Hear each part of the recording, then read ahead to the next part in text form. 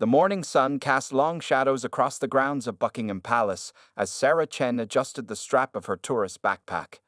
The 23-year-old from Vancouver had dreamed of this moment ever since she was a little girl, watching documentaries about British royalty on television with her grandmother. Now, here she was, standing among hundreds of other tourists, all eager to catch a glimpse of the famous royal guards. Sarah checked her phone, 10:15 a.m. She had arrived early to get a good spot, but it seemed like everyone else had the same idea. The crowd was growing larger by the minute, with people speaking different languages and holding up their phones and cameras. The air was crisp with a typical London chill, which made Sarah grateful for the hot cup of English breakfast tea she had just bought from a small cafe around the corner. "Excuse me," she said politely, trying to maintain her position as a group of teenagers pushed past her. They looked to be around 16 or 17, wearing matching soccer team jerseys and laughing loudly among themselves. Sarah held her tea closer to her chest, carefully avoiding any spills as more people squeezed into the viewing area. The royal guard stood perfectly still at his post, his red uniform bright against the palace's gray stone walls. His black boots shone in the morning light, and his bearskin hat stood tall and proud on his head. Some tourists were trying to take selfies as close to him as possible, while others were waving their hands in front of his face, attempting to make him smile or blink. "I bet I can make him move," Sarah heard one of the teenage boys say to his friends. He had spiky blonde hair and wore his jersey with the number 23. "These guards are just robots anyway. Watch this." The boy started making funny faces and dancing around, but the guard remained motionless, staring straight ahead as he was trained to do. More people joined the crowd, and Sarah found herself being pushed closer to the front. She took a careful sip of her tea, enjoying its warmth. The drink reminded her of home, where she and her mother would share tea every Sunday morning while talking about their week. This trip to London was Sarah's first solo adventure, a graduation gift to herself after finishing university. "Hey, Asian girl, move over," one of the teenagers called out, making his friend snicker. Sarah pretended not to hear the rude comment, but she could feel her cheeks getting warm. She had dealt with similar behavior back home and knew it was best not to engage. Instead, she focused on the guard, admiring how he maintained his composure despite all the commotion around him. The crowd continued to grow more restless. People were getting impatient, hoping to see the guard do something, anything, other than stand still. Sarah overheard various conversations in English, French, German, and several other languages she couldn't identify. Everyone seemed to have the same goal: getting the perfect photo with the guard. "This is boring," another teenager complained loudly. "Let's make something interesting happen." The group started to move more aggressively through the crowd, pushing people aside as they tried to get closer to the guard. Sarah could feel them getting nearer to her position, their movements becoming more forceful with each step. She clutched her tea tighter and tried to stand her ground, but the space was getting tighter. A mother with a stroller to her left was trying to back away from the rowdy teens, while an elderly couple to her right looked increasingly uncomfortable with the situation. Sarah could see a police officer in the distance, but he was busy helping a lost child find their parents. The guard remained a statue of discipline, his eyes focused on some distant point, his white-gloved hands gripping his rifle in the proper position. Sarah couldn't help but wonder what he was thinking, how he managed to stay so still while chaos swirled around him. His dedication to duty was impressive, especially in the face of such disrespectful behavior. Time seemed to move slowly as the tension in the crowd built. The teenagers were getting bolder, their jokes becoming louder, their movements more dramatic. Sarah took another sip of her tea, hoping they would soon get bored and move on, but as she lowered her cup, she felt another forceful push from behind, stronger than before. She stumbled forward, trying to regain her balance, her tea sloshing dangerously close to the rim of the cup. Little did she know, this moment would soon lead to an incident that would capture the attention of people around the world. The next few seconds seemed to play out in slow motion. As Sarah Chen stumbled forward from the teenager's forceful push, her cup of hot English breakfast tea slipped from her trembling hands. The brown liquid caught the morning sunlight as it arced through the air, creating a terrible kind of beauty that made several onlookers gasp in horror. "Oh no!" Sarah's voice came out as a whisper, but in the sudden silence that fell over the crowd, everyone heard it. The liquid was heading straight for the Royal Guard's pristine red uniform, and there was nothing anyone could do to stop it. Dozens of phones turned away from their selfie positions to capture what everyone expected would be an explosive reaction. The teenager with spiky blonde hair, the one who had pushed her, stepped back with a smirk on his face. His friends had their phones out too, already imagining how many views their video would get on social media. "This is going to be epic," one of them whispered, elbowing his friend in the ribs. Time seemed to restart at normal speed as the tea made contact with the guard's uniform. The hot liquid splashed across his chest, creating dark patches on the bright red wool. Small droplets ran down the brass buttons, and some tea even managed to splash onto his white gloves. The temperature had to be painful. Sarah had just bought the tea 5 minutes ago, and it had been nearly too hot to drink. A collective intake of breath came from the crowd. Parents pulled their children back, expecting the guard to break his stance and react to the scalding liquid. Tourist guides who had seen countless attempts to provoke the guards quickly moved their groups away from what they thought would be a scene of confrontation. Sarah's face had turned pale, and her hands were shaking. "I'm so sorry," she stammered, taking a step forward. "I didn't mean to. They pushed me. I..." Her voice cracked as tears began forming in her eyes. The weight of what had just happened started to sink in. Would she be arrested? Would this incident ruin her entire trip, or worse, give her a criminal record? The teenagers behind her had stopped laughing. The reality of their prank's consequences was finally hitting them, especially as other tourists began pointing them out to the approaching police officer. Their earlier bravado disappeared as quickly as Sarah's tea had left her cup. "Did you see that? They pushed her." An elderly woman spoke up from the crowd, pointing at the group of boys. "My husband and I watched the whole thing. These hooligans have been causing trouble for the past half hour." Other tourists began nodding and speaking up, some showing videos they had recorded of the teenagers' behavior before the incident. The police officer, a veteran of palace duty named Constable Thompson, moved through the crowd with practiced ease. He had seen all kinds of tourist incidents during his years of service, but this one felt different. Usually, when the guards were harassed, it was intentional. This time, he had a crying young woman who was clearly the victim of others' mischief. "Miss, please step over here," Constable Thompson said kindly to Sarah, guiding her away from the guard and the growing crowd. His eyes narrowed as he looked at the group of teenagers, who were now trying to blend into the crowd and escape. "And you lot, stay right where you are." The guard remained perfectly still through all of this, the tea continuing to drip down his uniform.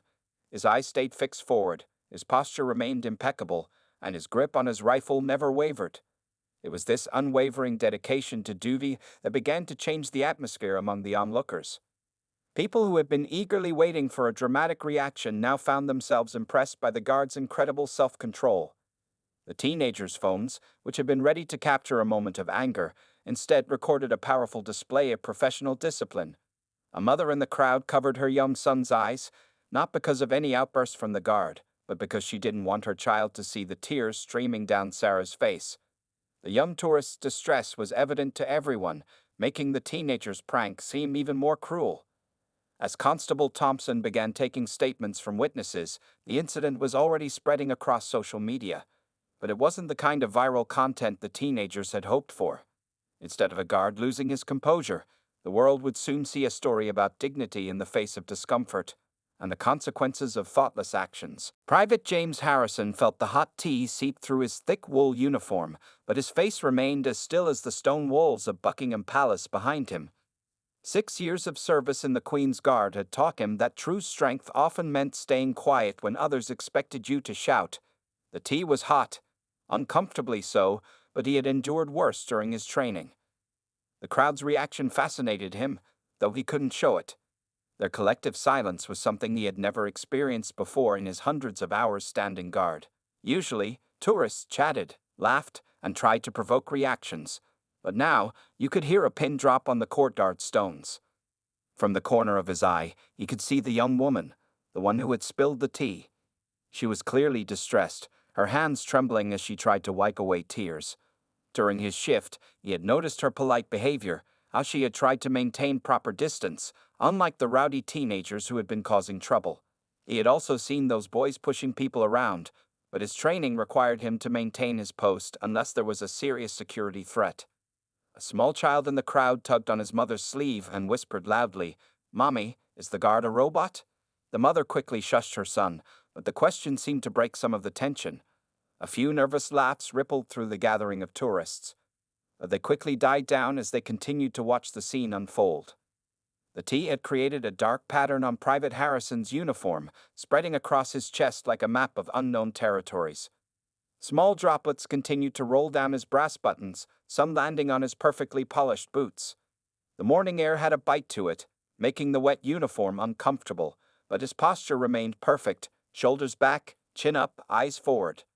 Behind his stoic expression, Private Harrison's mind was active. He thought about the young woman, who was now speaking with Constable Thompson. Her distress reminded him of his younger sister, who had once faced bullying at school. He had wanted to step in then, just as he wanted to speak up now, but duty required patience. There would be time later to give his account of what he had witnessed. The group of teenage boys, who had been so bold just minutes ago, now looked like scared children as Constable Thompson approached them. Their phones had disappeared into their pockets, and their matching soccer jerseys no longer seemed like symbols of unity, but rather marks identifying them as troublemakers. A tour guide, who had been explaining the history of the Queen's Guard to her group, seized this moment as a teaching opportunity. "Ladies and gentlemen," she said quietly to her tourists, "what you're witnessing is the incredible discipline that makes the Queen's Guard legendary. These guards aren't just ceremonial figures. They are highly trained soldiers who embody the values of duty, honor, and self-control." Private Harrison allowed himself to feel a small sense of pride at these words, though his expression never changed. The burning sensation from the tea was beginning to fade, but he knew his skin would be red and irritated later. Still, he focused on his breathing, just as he had been taught during training.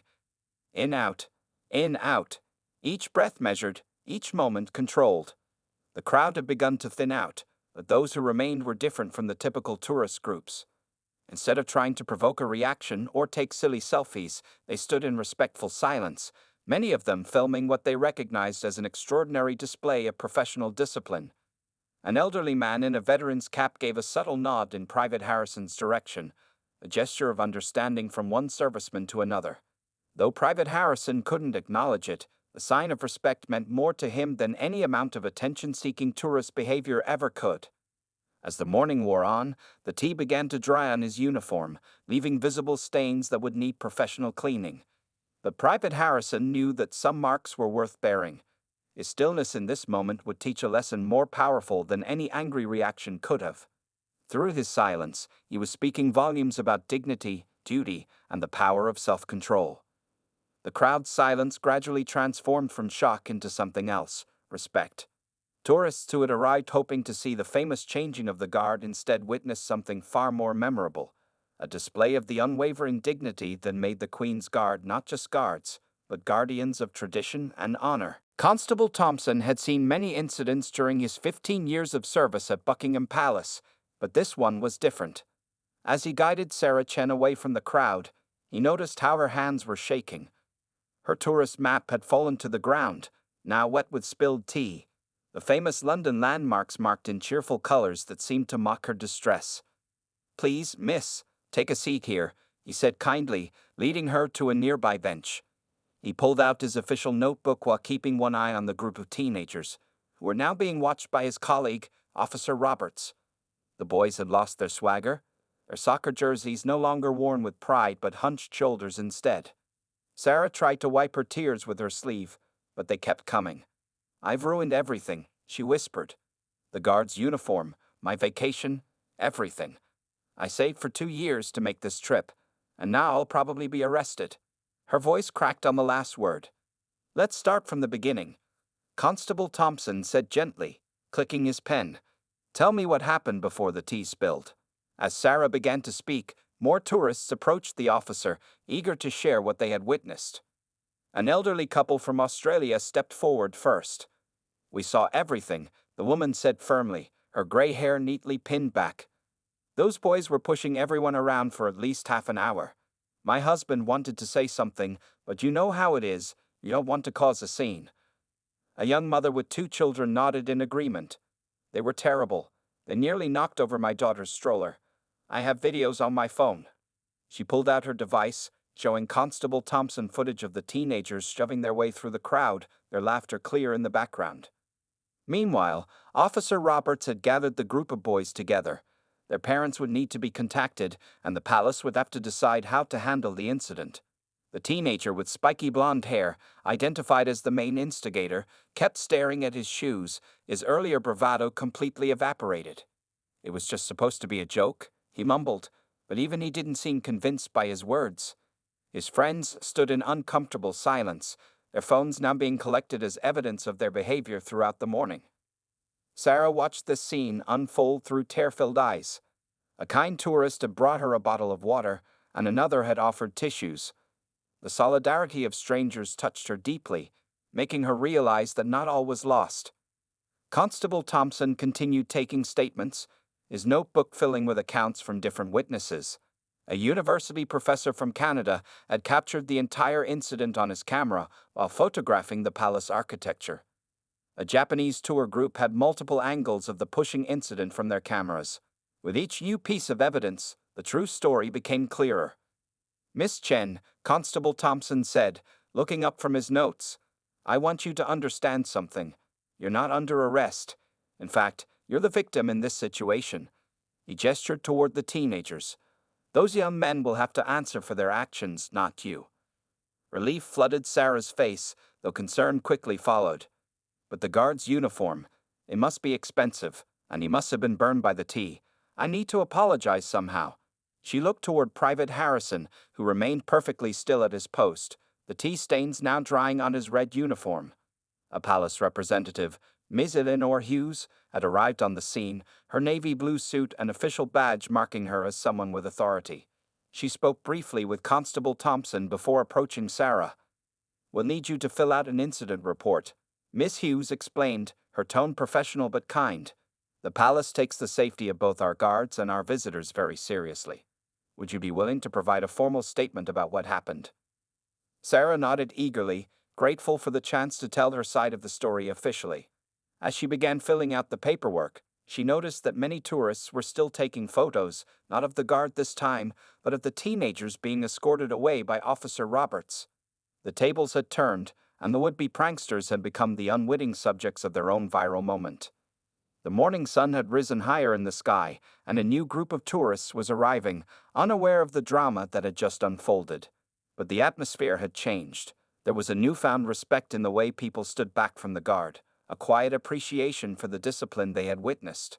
Sometimes, Sarah would later reflect, the most powerful moments come not from chaos, but from the dignity with which we face it. At exactly 2:00 p.m., Private James Harrison completed his 4-hour shift at Buckingham Palace. As another guard took his place with the practiced precision of the Queen's Guard, he marched away with the same perfect posture he had maintained throughout the tea incident. Only when he entered the guards' quarters did his shoulders finally relax. "James, mate, you've become an internet sensation," his fellow guard, Private Michael Foster, called out as he entered the room. Several off-duty guards were huddled around a phone, watching videos of the morning's incident that had already started circulating on social media. As James carefully removed his bearskin hat, you could feel the stiffness in his neck from maintaining his position for so long. The tea-stained uniform felt uncomfortable against his skin, and when he finally took off his jacket, the other guards could see the red marks on his chest where the hot liquid had seeped through. "You should have the medic look at those burns," said Sergeant Williams, who had entered the room quietly. The commanding officer's presence made everyone stand a little straighter, even though they were off duty. That tea looked scalding hot.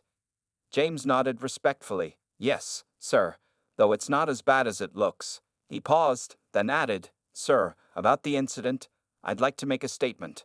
The young woman, she wasn't at fault. I watched the whole thing develop during my shift." Sergeant Williams pulled out a chair and sat down, his expression serious but understanding. "Tell me everything you observed, Private Harrison. Leave nothing out." For the next 15 minutes, James described what he had seen, the teenagers' aggressive behavior, how they had been pushing people around, and how Sarah Chen had clearly been a victim of their pranks. He explained how she had been one of the few tourists who had maintained a respectful distance throughout the morning until she was pushed. "She tried to keep her balance, sir," James explained, wincing slightly as the medic, who had arrived during his report, applied burn cream to his chest. The tea spilling wasn't intentional. If anything, she was trying to protect the crowd around her from getting hurt when she was pushed. The medic, finishing his treatment, spoke up. "These are first-degree burns, possibly minor second-degree in a few spots. Nothing too serious, but it must have been quite uncomfortable to stand there without moving."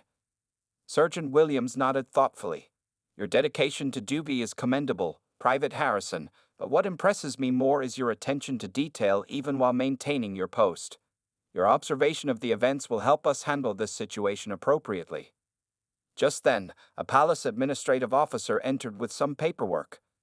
"Private Harrison, the incident has gained significant media attention. Several news outlets are requesting statements about your composure during the event. Also, the young woman involved has submitted a formal apology through proper channels." James looked surprised. "An apology? She has nothing to apologize for, sir. If anything, I'd like to reassure her that I understand it wasn't her fault." He hesitated, then added, "Would it be possible, within regulations, to convey that message to her?" Sergeant Williams considered this request carefully.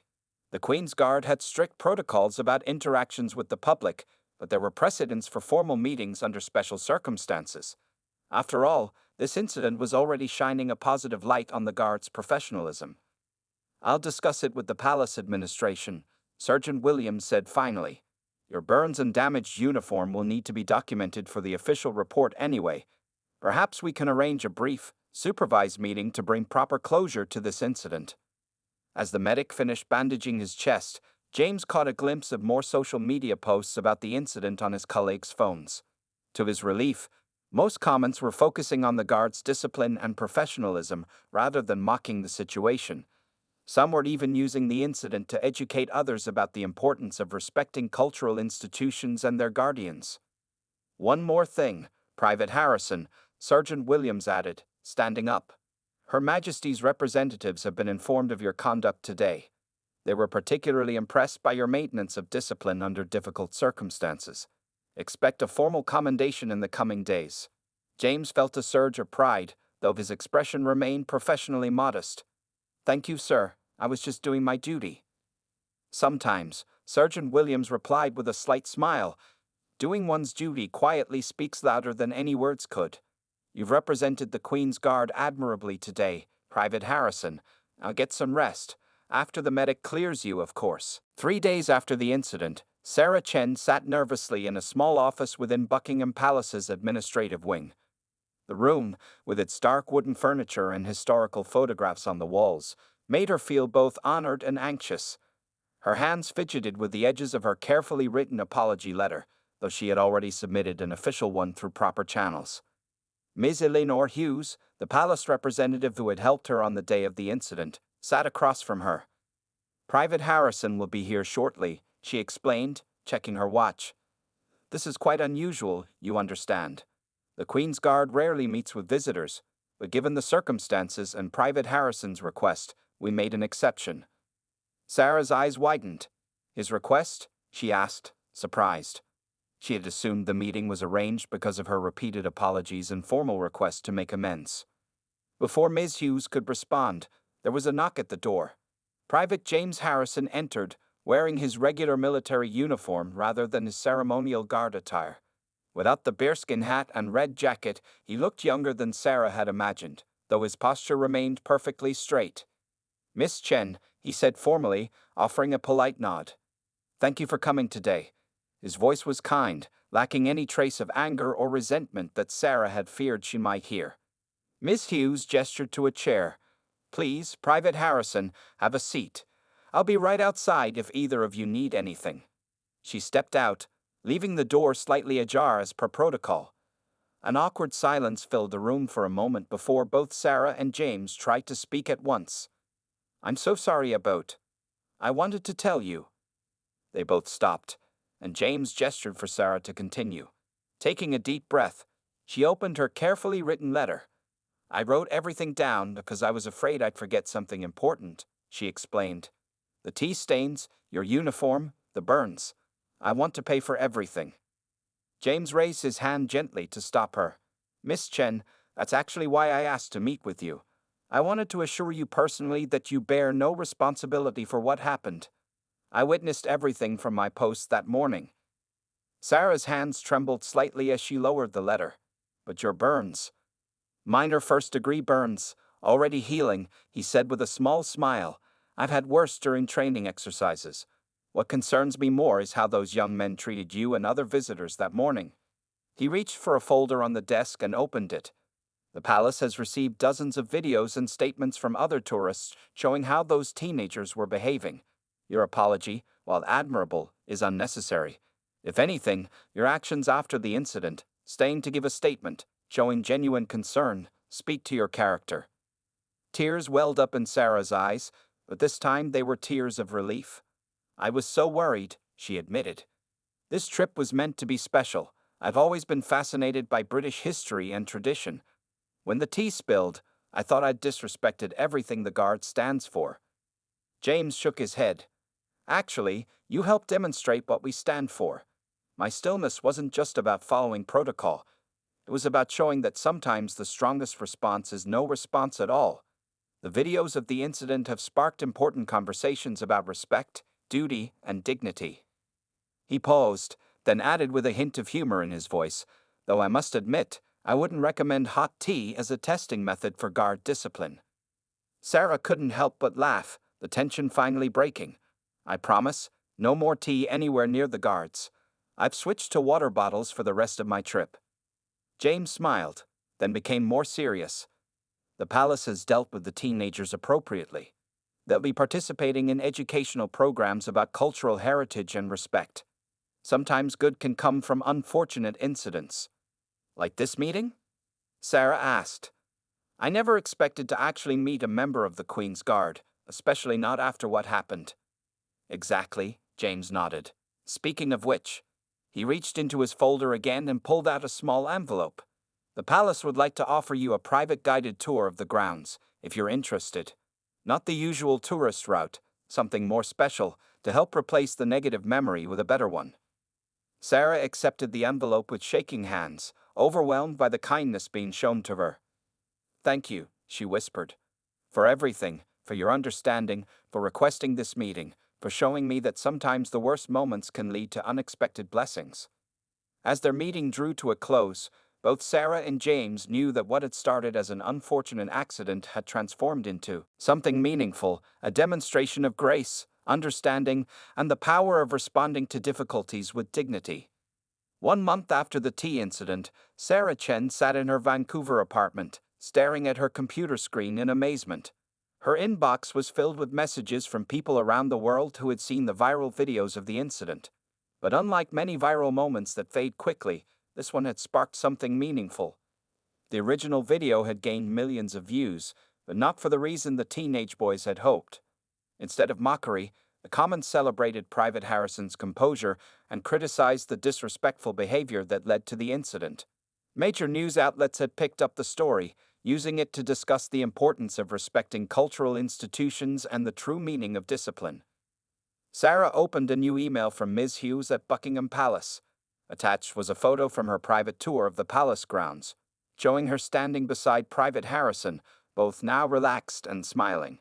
The tour had been extraordinary, taking her through areas most tourists never saw, with stories and history that made her appreciate the institution even more.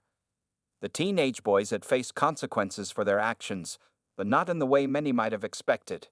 Instead of mere punishment, they were enrolled in a newly created youth program about cultural heritage and respectful tourism. The palace had turned the incident into an educational opportunity, and surprisingly, the boys had embraced it.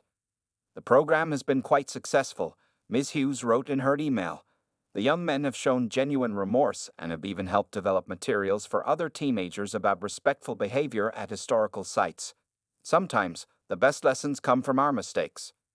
Sarah smiled as she scrolled through her social media feed. Travel blogs and educational websites had picked up her story, using it to teach others about responsible tourism. She had even been invited to speak at her old university about cultural respect and the unexpected ways that difficult moments can lead to positive change. Private Harrison had received his formal commendation, but the impact went beyond official recognition. His demonstration of discipline had inspired a new generation of young people interested in military service and ceremonial duties. Applications to join the Queen's Guard had increased, with many citing the tea incident as their inspiration. The retired veteran who had nodded at Private Harrison that day had written a powerful opinion piece in a major newspaper about the meaning of service and discipline. In an age of instant reactions and viral outbursts, he wrote, "True strength is often found in stillness and self-control."